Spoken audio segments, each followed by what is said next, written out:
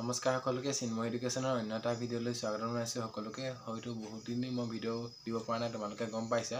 মোবাইলটো আচলতে ইমান ভাল নহয় কাৰণে দিব পৰা নাই। ভাবিছোঁ ভাল মোবাইল এটা ল'লে মানে ভিডিঅ' আগলৈ আগবঢ়াম, কিন্তু এতিয়া এইটো মোবাইলতে চলাই আছোঁ আৰু এতিয়া তোমালোকৰ মেইন কথালৈ আহিছোঁ। যিসকলৰ ভেৰিফাই হোৱা নাই, মোৰো ভেৰিফাই হোৱা নাই, আৰু মই OBC এপ্লাই কৰিছিলোঁ, আগতে উল্লেখ কৰিছোঁ তোমালোকক।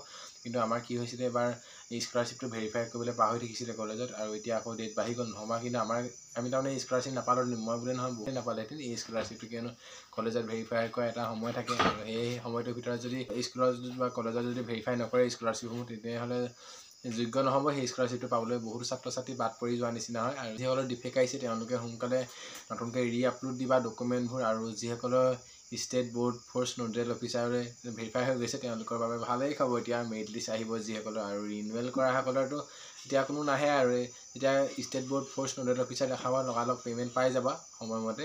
আৰু যিসকলে নতুনকৈ এপ্লাই কৰিছা, কিন্তু এতিয়া OBC ST SC scholarship apply কৰিব নোৱাৰা। এতিয়া অকল কলেজ ভেৰিফাই হ'ব, আৰু ডিষ্ট্ৰিক্ট বা ষ্টেট বোৰ্ড ফ'ৰ্চ নোডেল অফিচাৰ ভেৰিফাই কৰিব। তাৰপাছত মেৰিট লিষ্ট মাৰিব যিসকলে প্ৰথম ফ্ৰেছ এপ্লাই কৰিছে, আৰু যিসকলে ৰিনিউৱেল কৰিছে তেওঁলোকৰ মেৰিট লিষ্ট নামাৰে, অট'মেটিক পে'মেণ্ট পাই যাবা ভেৰিফাই হোৱাৰ লগে লগে। কিন্তু যদি তুমি পাৰ্চেণ্টেজ ভুল কৰি দিয়া বা আগৰ ছেমিষ্টাৰত ফেইল কৰিছা, তেনেহ'লে তুমি এই স্কলাৰশ্বিপটোৰ বাবে যোগ্য নহ'বা। কিন্তু তাত পাৰ্চেণ্টেজ দিবলগীয়া হয়, হয়তো তোমালোকে দিছা, কোনোবা যদি মিছা কৰি দিছা, ভুল কৰি দিছা, তেনেহ'লে এই স্কলাৰশ্বিপটো যোগ্য নহ'বা, যদি ভালদৰে চালি জাৰি চাই এই স্কলাৰশ্বিপটো ভেৰিফাই কৰোঁতে কলেজত।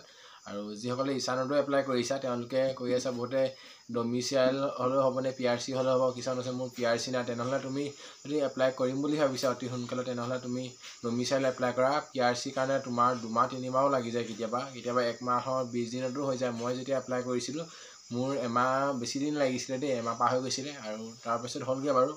তোমালোকে যদি এতিয়া এপ্লাই কৰিম বুলি ভাবিছা, তেনেহ'লে ডমিচাইলে এপ্লাই কৰি দিয়া, কিয়নো বৰ বেছি সময় নাই, আৰু PRCখনৰ কাৰণে জানাই বহুত দিন সময় লাগে। এতিয়াতো প্ৰায়ভাগ ভেৰিফাই হৈ গৈছে চাগে ষ্টেট বোৰ্ড ফ'ৰ্চ নোডেল অফিচাৰ, কিন্তু আমি যিমানবোৰ আমাৰ কলেজৰ মানে ষ্টুডেণ্টে এপ্লাই কৰিছোঁ প্ৰায়ভাগৰ কলেজ ভেৰিফাই হ'ব, আৰু এতিয়া লাহেকৈ যিহেতু 15 তাৰিখলৈকে ডেট আছে, আৰু ইছানুতো 15 তাৰিখলৈকে ডেট আছে কলেজত ভেৰিফাই হোৱা।